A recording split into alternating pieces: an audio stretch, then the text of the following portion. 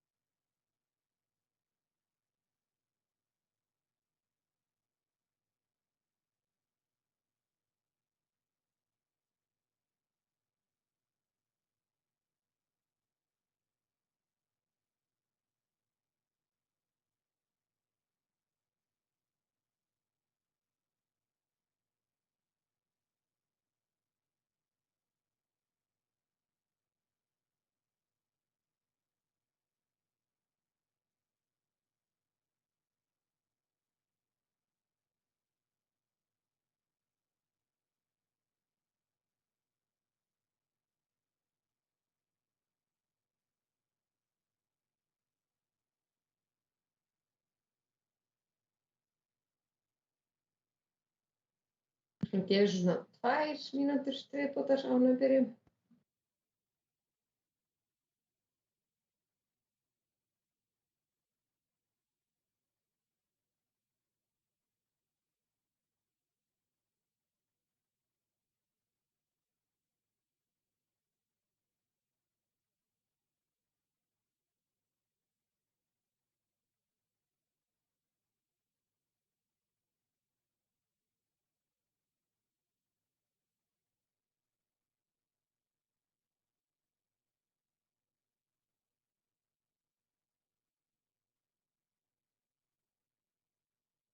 Ég ætla bara að fara að deila skjánum með ykkur.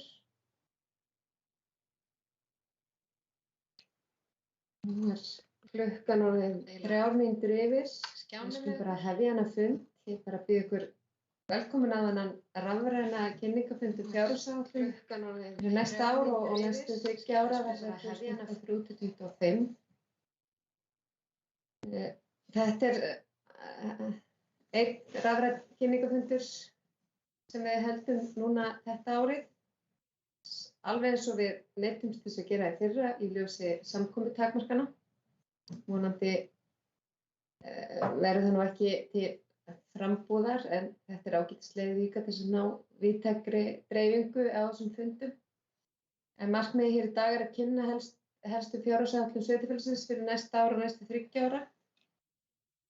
Og svo ætla ég að kynna stefnumótin sem við höfum verið að vinna að síðustu 2 árin.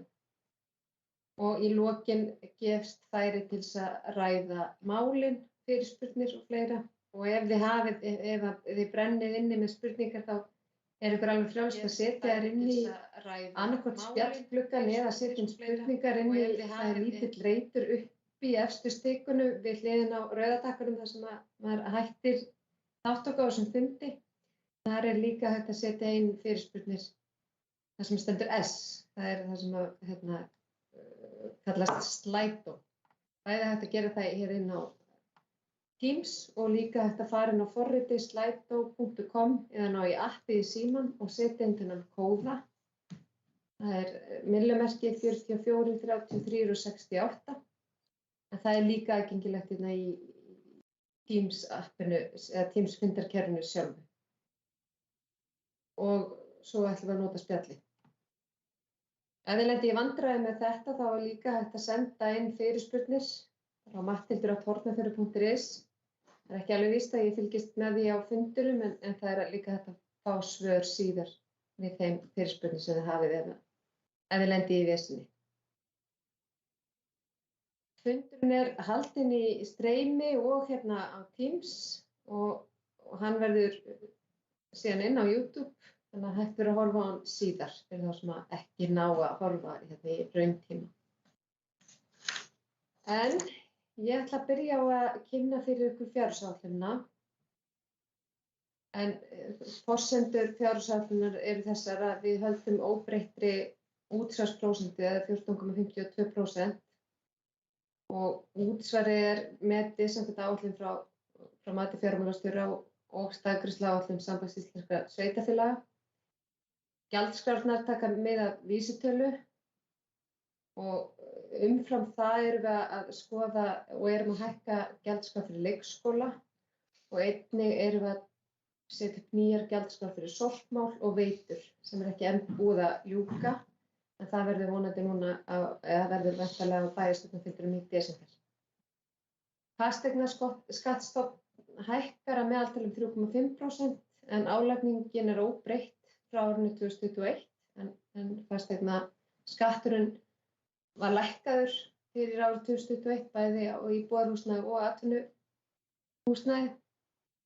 Áætlun jöfnunarsjóðsframlög 2022 byggja á fyrstu áætlun sjóðsins og tekjuáætlun hafnarinnar hækkar vegna væntinga loðnuvertíð.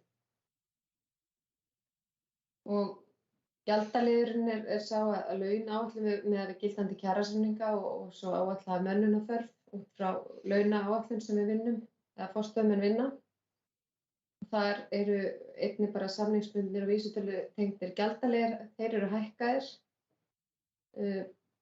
Áætluð hækkun vísitölu neysluverðs 2,4% miðað við þjóðhagsspá, eða sagt þjóðhagsspá. Við setjum 30 milljónir í viðhald fasteigna og lóða og höldum eftir 5 milljónum fyrir ófyrirséð og styrkjaramminn óbreyttur. Síðan varðandi 3 ára áætlun þá er gert ráð fyrir 3,5% hækkun á skatttekjum milli ára og laun og launatengd gjöld hækka jafnframt 3,5% á tímabilinu.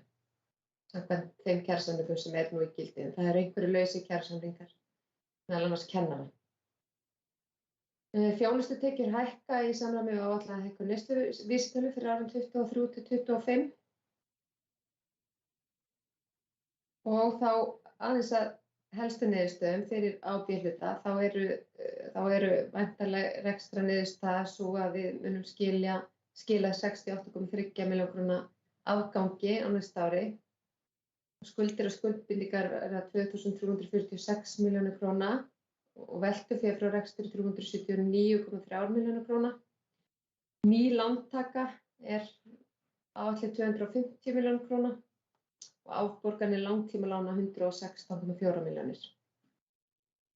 Skuldir og skuldbindingar í hlutfalli af tekjum áætlað 73,5%. Og við erum svona að spá fyrir íbúafjölda og erum líka með rauntölu fyrir framan okkur. Og við erum þá að gera ráð fyrir því að við nálgumst 2500 íbúa fjöldan á næsta ári, en í dag erum við 2452. Það fækkaði örlítið hérna á árinu 2020 að við sáum á tímabilinu fækkunum það bil 100 íbúa þegar COVID stóð sem hæst. En það hefur allt skilað sér tilbaka og erum okkur fyrir aftur fjölgandi. Það var greinilega COVID-tengd hreyfing á starfsfólki. Mig langar aðeins að fara svona ofan í þróun skatttekna frá árinu 2018, svona svo við sjáum hvernig þetta að þróast hjá okkur. Þá helst þetta ósköp stöðugt milli ára, allt frá árinu 2018. Þær lækkuðu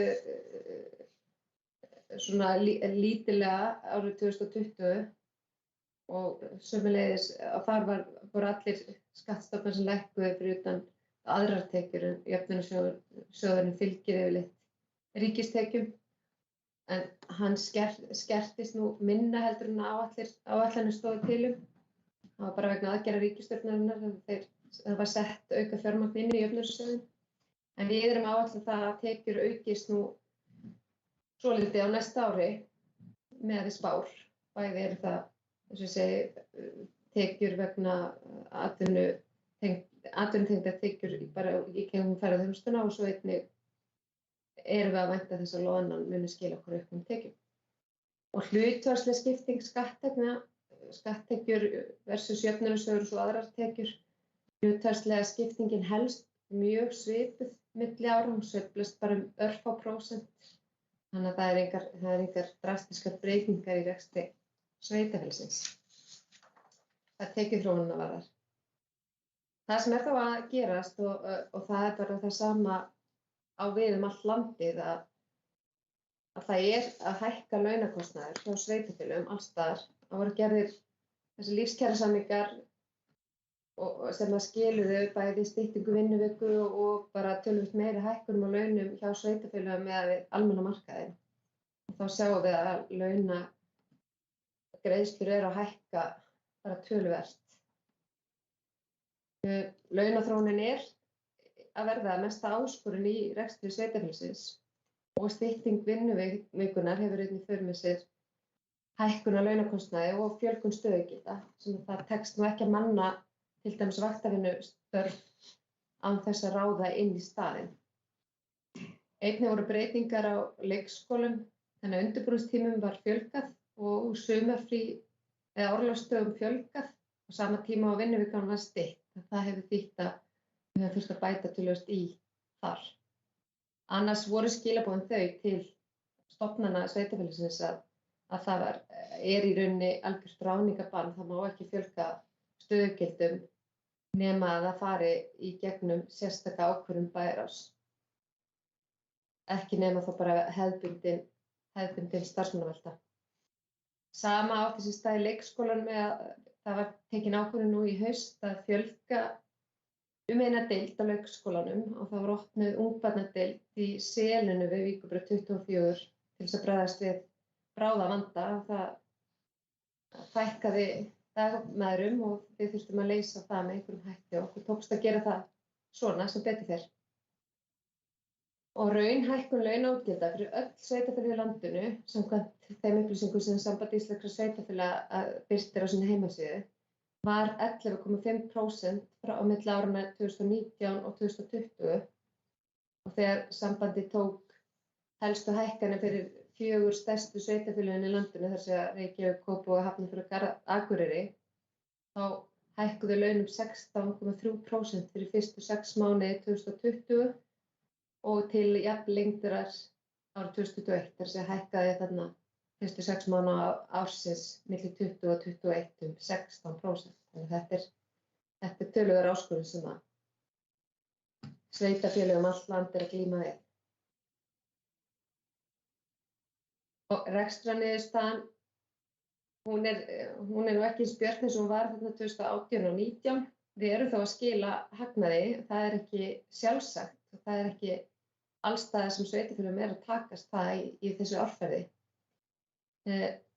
Rekstrarniðurstaða hefur verið að dragast saman á árunum 2020 og 2021 hjá öllum sveitarfélögum í landinu og var mínus 2,4% af tekjum á árunum 2020 samkvæmt upplýsingum frá Sambandi íslenskra sveitarfélaga, það er að segja meðaltali fyrir öll sveitarfélög. Þannig að við getum alveg verið þokkalega ánægð með að við séum allavega að skila jákvæðri niðurstöðu og bara fyrir A-hlutann erum við reyndar réttu megin með núlið, það munar ekki, við megum ekki við miklum sveiflum til þess að lenda í hallarekstri fyrir A-hlutann.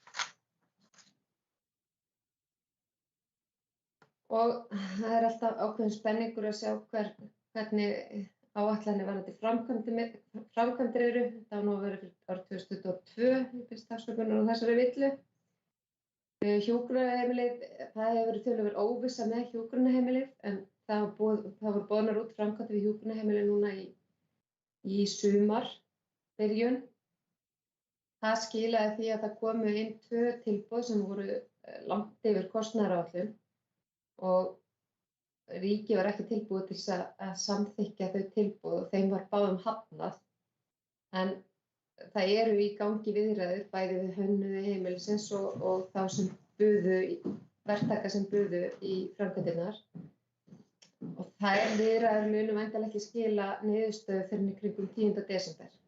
Þannig að í fjárhagsáætlunarplagginu erum við ekki búin að setja inn upphæð fyrir byggingu hjúkrunarheimilis og það er bara vegna þess að óvissan hversu há fjárfestingin verður er svo mikil. Að sama skapi þá er sveitarfélagið búið að greiða 200 milljónir til ríkissjóðs í þessa byggingu og við vitum það að það er ekki búið að nýta það fjármagn til fulls. Þannig að við eigum inni hjá ríkinu fyrir þessari framkvæmd að hluta til.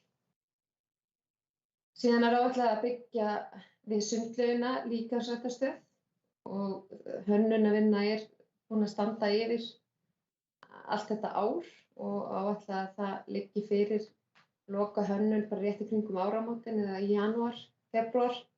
Þannig að það verði hægt að bjóða þær framkvæmdir á vordögum og hægt að hefja jarðvegsframkvæmdir. Við þessa framkvæmd þá losnum við undan leigu á húsnæði sem að sveitarfélagið hefur leigt undir líkamsræktina og áfram síðan til rekstraraðila. En þar erum við að horfa til þess að geta þá leið dregið úr rekstrarkostnaði með því að vera ekki skuldbundin öðrum með húsnæði. Við erum með áætlun á ný, það var sama upp á teningnum fyrir árið 2021 að það stóð til að opna á milli leik- og grunnskóla í Hofgarði. Þar er rekin lítil leikskóladeild með 5 börnum og leikskólinn er töluvert fámennur, þar hafa verið 2 börn núna í vetur. Þannig að með því að opna 2-3 börn í vetur, þannig að með því að opna þarna á milli þá gefst tækifæri til þess að reka leik- og grunnskólann betur saman sem eina heild eða nýta betur starfsfólk á milli skólastiga. Við fengum hátt tilboð í framkvæmdir í Hoggari á síðasta á þessu ári í rauninni og því tilboði var hafnað. En við ætlum að bjóða það út aftur á nýjan leik bara núna í lok árs. Við höldum áfram framkvæmdum við Miklagarð. Þar verið að teikna breytingar á húsnæðinu sem mun þá hýsa safn til helminga, eða húsinu verður skipt nokkurn veginn til helminga, annar helmingurinn fer undir safn hjá menningarmiðstöðinni og hinn helmingurinn einhvers konar atvinnurekstur sem verður auglýstur og leigður út til einkaaðila sem að sýna því áhuga. Sama skapi þá áætlað að nýta verðandalóðina undir bátastað. En Mikligarður hugsaður sem langtíma verkefni og verið að mjatla þar framkvæmdum svona yfir lengri tíma séð. Síðan það fráveituframkvæmdir. Það var lagt mikið fjármagn í Hafnabrautina og lítur hún orðið mjög vel út. Þar voru miklar breytingar á lögnum og okkur hefur nú tekist að laga ansi marga leka í vatnsveitunni hjá okkur. En það bæði með samhliða hitaveituframkvæmdum og svo þarna í Hafnabrautinni þar sem lagnir voru orðnar mjög lélegar. Við munum halda áfram með fráveituframkvæmdirnar og þriðji áfangi þá áætlaður næsta ári og fjórði áfangi á þarnæsta ári. En við erum jafnframt búin að fá samþykktan styrk frá ríkinu sem greiðir þá niður þessar framkvæmdir, fráveituframkvæmdir 30%. Þannig að við erum svolítið að hugsa þessa framkvæmdaáætlun þannig að við erum að fá stuðning annars staðar frá inn í fráveituframkvæmdirnar og spara okkur leigu annars staðar og náum að reka eins og Hoggard á betri hátt. Síðan áætlað að leggja ljósleiðara í Lóni, það stóð til á þessu ári en það tókst ekki að ljúka þeirri framkvæmd eða hefja hana í rauninni og við erum ennþá að ljúka við ljósleiðaraframkvæmdir í Nesjum. Það núna tínast inn nokkrar heimtugar. Það hefur dregist en ljósleiðaraframkvæmdirnar eru fjármagnar á styrk frá ríkinu gegnum Ísland ljóstengt. Og síðan áætlað að dýpka Grímsli. Þar líka mikil óvissa, bæði hvernig kostnaðarskiptingi verður og hver kostnaður verður. En við erum loksins búin að ná allavega eyrum stjórnvalda með það að þetta sé nauðsynleg aðgerð til þess að tryggja rekstur, tryggja uppsjávarvinnslu hér og að skipin stærstu komist inn og út. Það skiptir auðvitað miklu máli í loðnuvertíð. Og sama skapi erum við núna að dýpka innan hafnar nokkuð fyrr heldur var áætlað. Og það bara vegna yfirvofandi loðnuvertíðar að það var orðið of grunnt til þess að landa við höfnir okkar. Þannig að það var farið í akút dýpkun þar og hún nú hafin. Aðeins búin að koma inn á 3 ára áætlunina. Það sem að bætist hér við hjúkrunarheimili verður áfram í framkvæmd ásamt líkamsrækt mun ljúka árið 2023 með áætlun og við ætlum að fara í Sindrabæ. Sindrabær var á áætlun þessu ári og var boðin út. Þar fengum við sömuleiðis hærri tilboð en þótti ásættanlegt í framkvæmdina og því var tilboðum hafnað. En það verður sett endurbætur í Sindrabæ að verður farið í þær 2023. Við höldum áfram með Miklagarðsframkvæmdir eins og ég sagði áðan. Það langtíma áætlun og fráveituframkvæmdir, 4. áfangi áætluð þá 2023 og síðan malbikun áætluð annað hvert ár. Það var tíma malbika á hverju ári en nú teljum við það alveg duga að malbika annað hvert ár. Og það má segja að gatnakerfið sé nú að taka á sig ansi góða mynd. Við erum að ná svona viðhalda eða ná nokkuð góðu skriði hvað viðhald á götum og gangstéttum varðar. Þó það sé líka langtímaverkefni. Síðan Miklagarðsbryggja og samgönguáætlun ríkisins og við tökum auðvitað þátt í því. Þessu fylgir með svona harðnandi rekstri og erfiðari rekstri, þá fylgir þessu lántaka, en ný lántaka á næsta ári áætluð 250 milljónir króna. Við það fer skuldahlutfallið í 74% fyrir A og B hluta, fyrir A og B hluta saman, en ef það eingöngu A hluta þá hlutfallið 61%. Þannig að lánin, við erum auðvitað bæði 21, vorum við í miklum fráveitumframkvæmdum og lagnaframkvæmdum, þannig að þar fór lántakan svolítið inn á B hluta fyrirtækinu okkar. Og framkvæmdaáætlun þetta fyrir næsta ári töluvert varfærnari heldur en síðustu ár. Hún hefur verið ansi metnaðarfull framkvæmdaáætlun bæði fyrir 2020 og 2021. Það voru skýr skilaboð frá ríkinu að sveitarfélög skyldu halda uppi framkvæmdastigi þegar á þessum COVID-tíma og við allavega höfðum áætlanir slíkt, en hluta af þeim framkvæmdum tekst ekki alltaf að koma í framkvæmd, bara sökum þess að bæði tilboð of há og eins gengur bara erfiðlega að koma framkvæmdi fyrir svo háar fjárhæðir í framkvæmd með það starfsfólk bara sem til staðar hér í sveitarfélaginu, bæði verktakar og starfsfólk í ráðhúsi. Og það mjög mikilvægt að fylgja vel eftir þessum framkvæmdum til þess að halda uppi kostnaðarvöktun og að þau fylgja áætlunum. Það hefur gengið bara ágætlega síðustu 2-3 ára í það minnsta. Þannig að varðandi fjárhæðin þá stendur sveitarfélagið nokkuð vel þrátt fyrir þrengingar síðustu ár. Við sjáum það ekstra niðurstöðuna að þetta áskorun, meiri áskorun nú heldur var 2018-19. Skuldastaðan líka góð með við flest önnur sveitarfélög í landinu. Meðaltalið þar í kringum 100% og aðeins yfir það fyrir öll sveitarfélög í landinu. Og við erum svona tiltölulega neðarlega með mörg hver.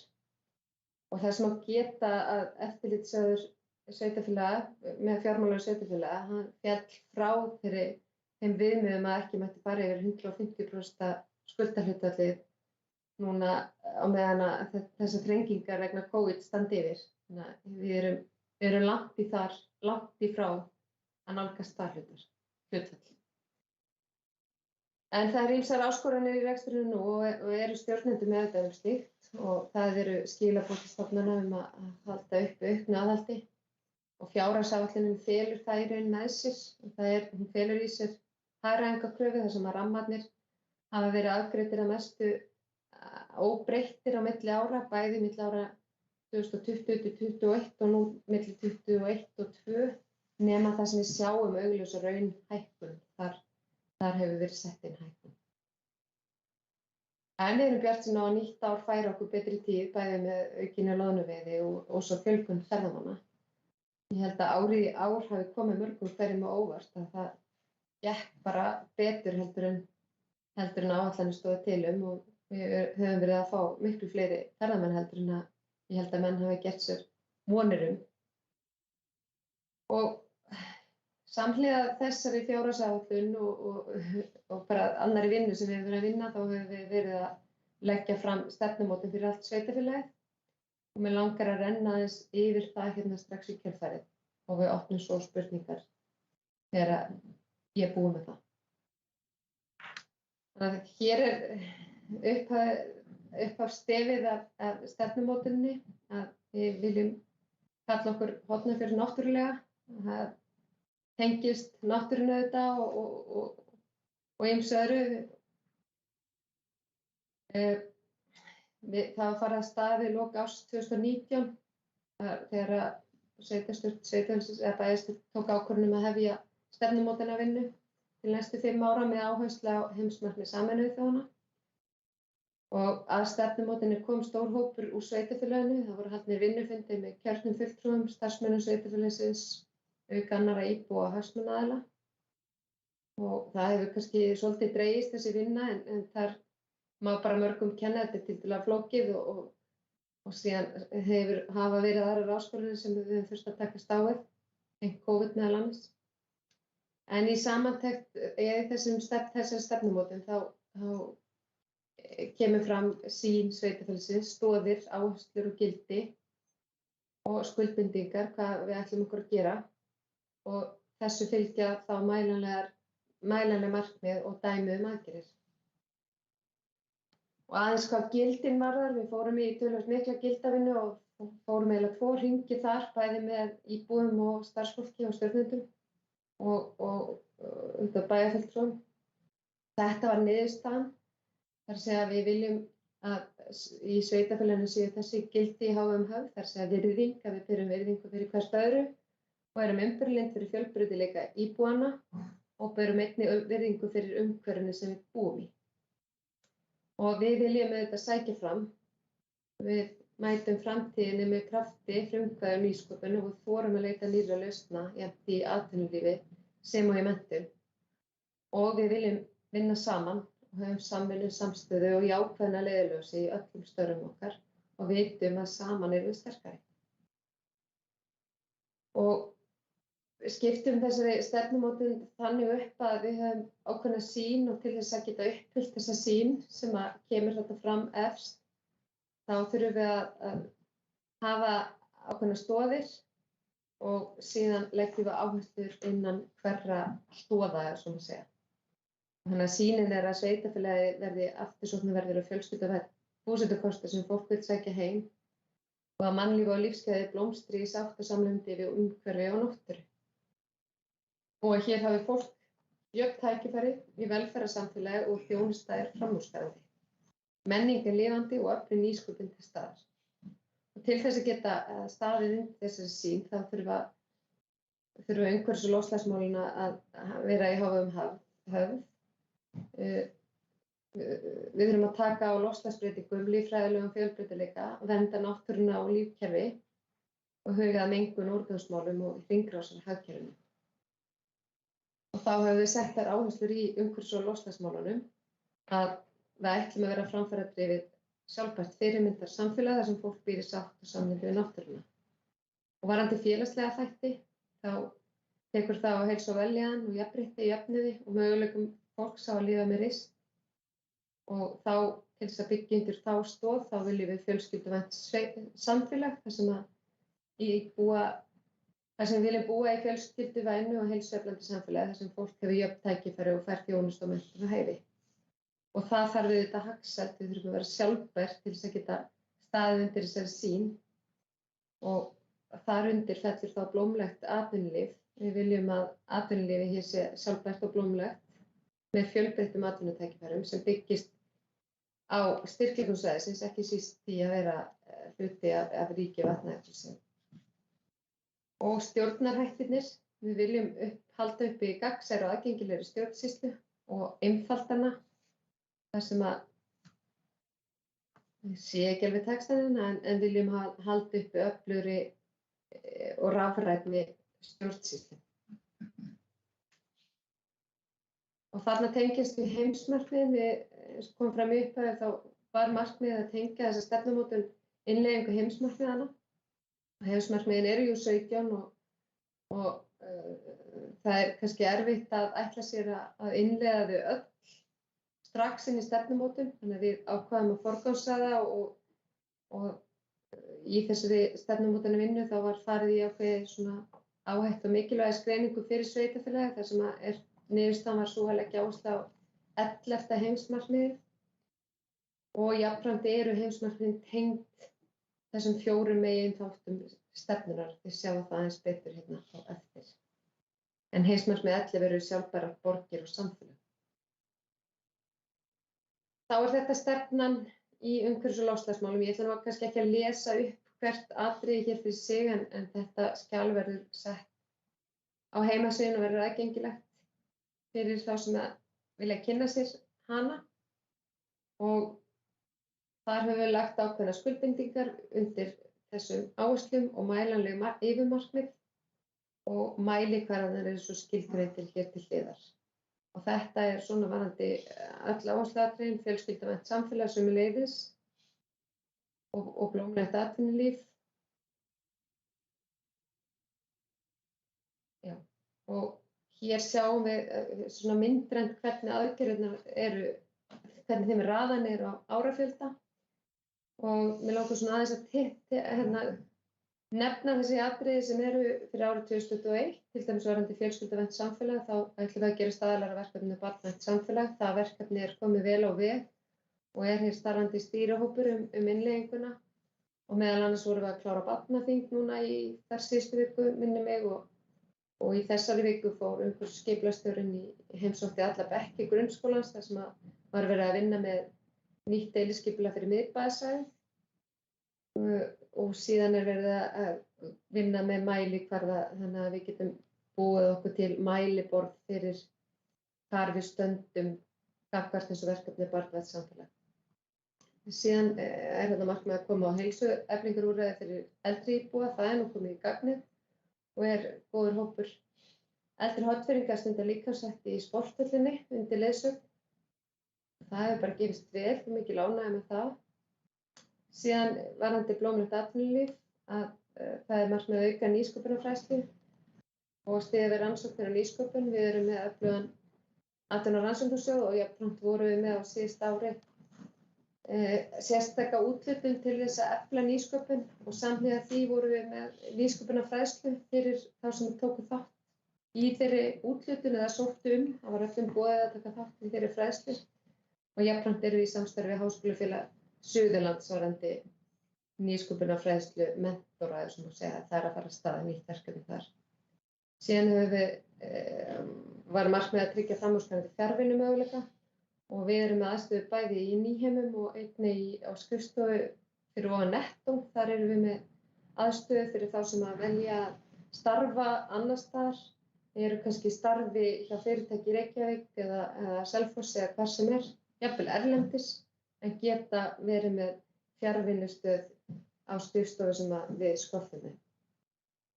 Varðandi þá umhverfis- og loftslagsmálin, við skrifuðum undir loftslagsyfirlýsingu í vor og ásamt 20 fyrirtækjum hér í sveitarfélaginu og höfum staðið undir fyrsta viðburðinum hvað það varðar, vorum með fræðslu hér í haust fyrir fyrirtæki og stofnanir sveitarfélagsins jafnframt. Þar sem það svona fyrsta skrefið í þeim markmiðum hvað loftslagsyfirlýsinguna varðar og síðan erum við komið með drög að nýrri umhverfis- og loftslagsstefnu sem verður vonandi samþykkt núna í desember eða janúar. Og gagnsæi og aðgengileg stjórnsýsla, við stefnum að framkvæma þjónustukönnun meðal íbúa, hvort sem ekki alveg víst að við náum því á þessu ári en þá allavega snemma á næsta ári. Og við ætlum okkur að bæta í rafrænar umsóknir. Við erum með íbúagátt sveitarfélagsins og þar eru flestar umsóknir orðnar rafrænar og við erum einnig að taka þátt í verkefninu Stafræn þróun fyrir samband sem samstarfsverkefni sveitarfélaga allt land og erum að setja fjármagn inn í það sem að tryggir ráðningu 3 starfsmanna á vegum Sambands sveitarfélaga og þannig erum við að ná svona sameiginlega meiri drifkraft í því að færast framar í stafrænum þjónustugáttum. Síðan eru hérna svona dæmi aðgerðir sem áætlað að fara í. Ég ætla ekki að telja þær upp hverja fyrir sig en eins og ég segi þetta skjal verður sett á heimasíðuna þar sem allir geta kynnt. Þá bara komið að því að opna fyrir spurningar.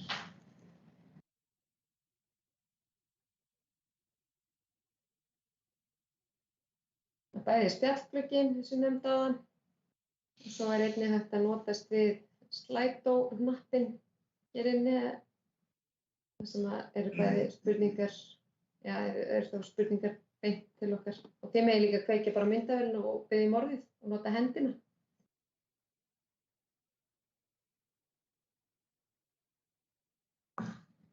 Það hérna.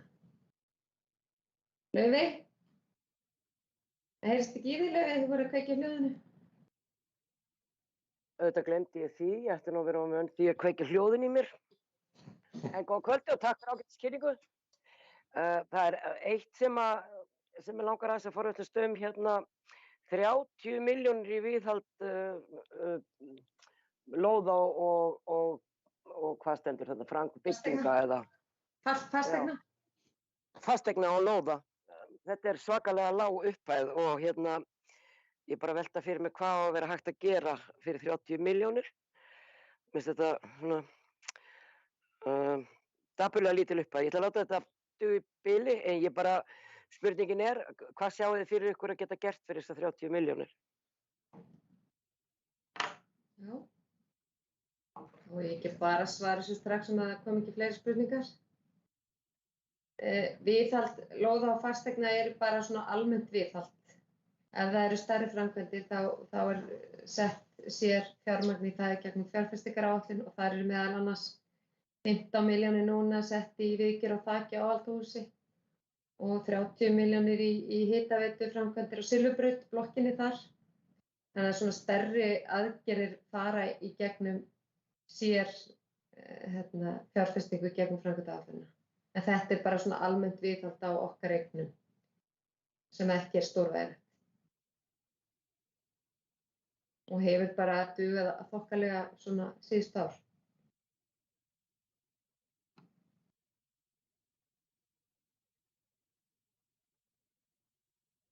Voru fleiri sem vilja spyrja? Að gera nýta tækifæri, þú notaði hennar vettvang.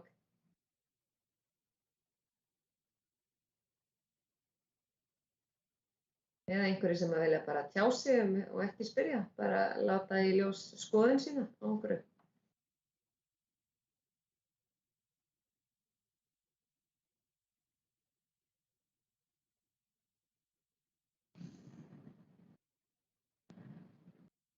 Auðvitað, Laufey, ég treyst á þig. Já. Ég get aldrei haldið kjafti. Ég hef nú svo sem ekkert fleiri spurningar, mér finnst þetta ágætis kynning og allt það, en það var ágætt að komast inn á þessa launakostnaðar hækkun hjá sveitarfélaginu. Þá bara rétt að minna á það að þetta sama launakostnaðar hækkun og fyrirtækin á svæðinu að standa frammi fyrir og þetta mjög íþyngjandi orðið og verulega því að eins og allir vita þá hefur gengið mjög illa að fá starfsfólk sem að þýðir það að þeir sem að koma, þeir gera háar kröfur og þeir eru útfarin að fá launakröfur upp á yfir 1 milljón á mánuði fyrir vinnu frá 8 til 4, þá þetta orðið nokkuð vel í lagt og þetta staðan sem við stöndum frammi fyrir og á sama skapi kemur í ljós í þessar áætlun sem þú varst að kynna að við megum að vona því að fá að fasteignaskattarnir hjá okkur hækki á fyrirtækjabyggingum. Það stendur þarna eitthvað staðar, ég í mjög lélegu netsambandi þannig að ég get svo illa farið á milli af því að það ekki komið ljóslegar í nesin, svona svo ég byggi nú aðeins í það. Ekki hjá mér. Svo ég gríp inn í Laufey, bara þannig að þetta bara með að við áætla hækkun á fasteignamati. Já. En skattprósentan var lækkuð á síðasta ári fyrir bæði íbúðarhúsnæði og atvinnuhúsnæði 10%. Þannig að það var ákveðið að halda því óbreyttu milli ára. En fyrir síðasta ár var ekki mikil raunhækkun milli ára en hún sannarlega að koma fram í ár. Við sjáum það bara á hækkandi húsnæðisverði. Akkurat, en þetta bara svona sem ég vildi benda á. Við erum öll í sömu stöðunni, launin að fara á eldflaugarhraða hér upp í himingeiminn og ekkert auðvelt að eiga við, sko. Nei. Takk fyrir kærlega. Ég hugsi ég láti þetta duga í bili.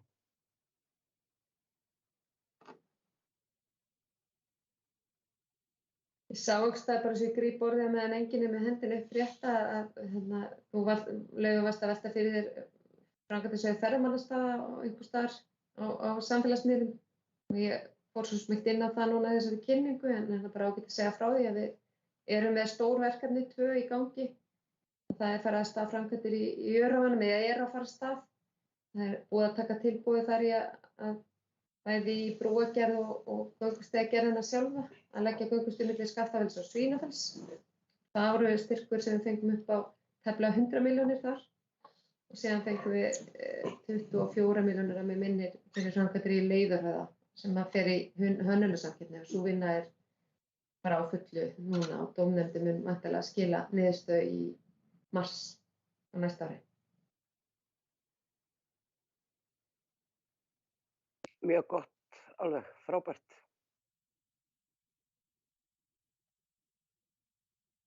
Hún Ásgeir eftir að fá að segja nokkur orð. Komið sæl og gaman að segja það. Það eru 20 allavega hér inn á Teams og ekki fleira að horfa streymi. Mér langaði bara aðeins að koma inn á varðandi framkvæmdaáætlunina. Kannski fólk gæti tekið eftir því að það er pistillinn Sindrabæ í Eystrahorni í dag og sem er bara gott að fólk er að fylgjast með og hægt að sína hluti sem er bara mjög fínt. En Matthildur fór yfir hvað er framkvæmdaáætlunina eins og hún stendur hjá okkur í dag eftir fyrri umræðu. Og eins og hún kom inn á þá er verið að forgangsraða í framkvæmdir þar sem við erum í rauninni að lækka kostnað og vinna með hluti sem þar sem við getum í rauninni sparað á móti fyrir sveitarfélagið. En það er alveg ljóst að þörfin er miklu meiri og hefur verið í langan tíma. Það er ýmislegt sem bíður og það eins og árferðið er núna, eins og hún er búin að fara yfir, þá tókum við það ákvörðun að hafa frekar varfærna framkvæmdaáætlun. Við hefðum að sjálfsögðu getað farið í meiri planað, þetta er náttúrulega allt áætlun, að áætlað hærri lántökur með þar af leiðandi því að það hækki skuldahlutfallið. Það hefur verið kannski unnið þannig svolítið í mörg ár fyrir sveitarfélaginu. Við hefum sett fram í rauninni meira heldur en við hefum getað komist yfir á hverju ári. Og það hefur alltaf eitthvað flotið á milli ára af því að í rauninni að það hefur ekki eins og kemur inn á ekki fengist verktakar, það hefur verið of hátt tilboð eða að hreinlega að verk hafa ekki verið tilbúin. En Sindrabær er tilbúin til útboðs og var eins og kom inn á boðin út í fyrra sumar og það tilboð sem við fengum var 37% yfir kostnaðaráætlun og til viðbótar að þá var það frávik þar sem var ætlað að fara inn í framkvæmdir á árinu 2022. Og ef maður bara hugsa það líka að maður er bara mjög feginn að það var ekki unnið meira með það því að hækkunin sem hefur orðið bara í byggingarkostnaði og öðru núna á þessu ári, að fara að vera með tilboð sem er samþykkt kannski í júní árið 2021 sem á að framkvæma í ári síðar, að það náttúrulega forsendur eru orðnar allt aðrar eins og staðan er í dag í samfélaginu. En við auðvitað erum bara að vakta allt og vonandi verða meiri tekjur og þá getum við framkvæmt meira og það er bara, hugsunin er svo að setja ekki sveitarfélagið út í meiri skuldbindingar, það hækki ekki skuldahlutfallið meira og líka að það framboð sem við erum með hjá sveitarfélaginu í framkvæmdum að það sé hægt að anna því. Því við erum auðvitað bara í samkeppni við verktaka iðnaðarmenn sem eru að vinna á hinum almenna markaði líka og það er mikið að gera í samfélaginu þannig að við reynum að dreifa þannig að þetta sé ólíkar framkvæmdir sem eru í gangi þannig að það sé ekki að allir þættir iðnaðarfólks verktaka á svæðinu sé að hafa allavega verkefni sem við getum boðið út af vegum sveitarfélagsins. Nú langar bara aðeins að koma inn á þessi mál og bara eins og hann sagði tökum bara endilega við spurningum með eftir að við. Ég sé að það eru 2 spurningar inn á Slido og frá Kristínu Hermanns. Það er spurt hvort að við vitum hversu stór árgangur 2021 verður fyrir næsta ári. Ég bara verð að viðurkenna, ég er ekki alveg með þær tölur á hreinu en svona með það sem við hefum skoðað síðustu ár það hefur sveiflan verið þetta 15-16 upp í 25-30 stærða árgangum og það er jafnframt spurt hvort að fjölgun 17 manns í allt sé það sem við gerum ráð fyrir. Já, þetta er miðað við það sem að Hagstofan spáir og við erum bara miðað við það. Við höfum í rauninni engar aðrar forsendur fyrir okkur. Það var auðvitað mikil fjölgun milli áranna 18 og 19 en síðan hefur hún verið jafnari eftir þá, sérstaklega frá árinu 2020, 2020-2021 en eins og ég kom inn á þá var töluvert fækkun á hátindi COVID, eins og maður segja, sem hefur skilað sér að hluta tilbaka. En við getum alveg verið sett væntingarnar hærra og spáð að við verum 2500 manns en þetta er allt spádómur.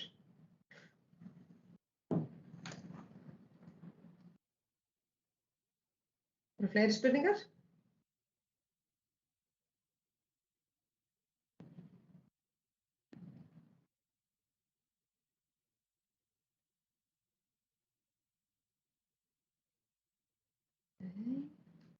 Eitthvað fleiri sem vilja taka til máls, ekki með spurningu, já sig bara.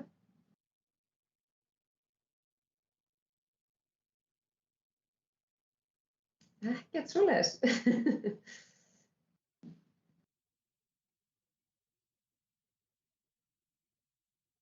Þá svo sem sé ekki endilega ástæðu til þess að halda þessum fundi áfram ekki lengur ef að